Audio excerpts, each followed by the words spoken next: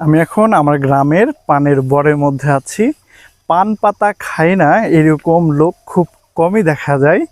আগেকার দিন বলেন আর এখনকার দিনে বলেন, দাদা দাদি চাচা চাচি সবাই এই পান পাতাকে মানে ভালোবাসে এবং পান খায়। পানের পাতাগুলো বিশাল বিশাল। এই পানের বড় যারা তৈরি করে তারা একবার যদি এই বটটি তৈরি করে তাহলে হয়তো বা বছরে কিছু খুঁটি খাম্বা যেগুলো আছে এগুলো পরিবর্তন করতে হয়।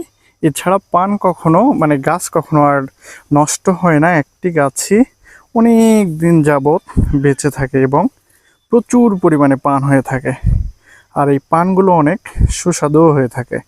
দারুণ, পানের এই বটটি অনেক সুন্দর। আর যারা আমার এই ভিডিওতে প্রথম দেখছেন তারা অবশ্যই ইউটিউব থেকে দেখলে সাবস্ক্রাইব করবেন এবং ফেসবুক থেকে দেখলে অবশ্যই ফলো দেবেন।